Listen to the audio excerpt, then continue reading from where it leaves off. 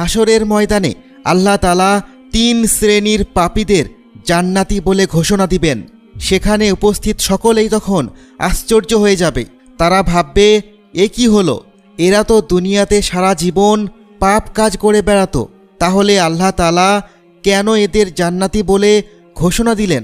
তখন সেই পাপীরা খুশিতে পাগল হয়ে তারা বেহেশতের দিকে ছুটবে।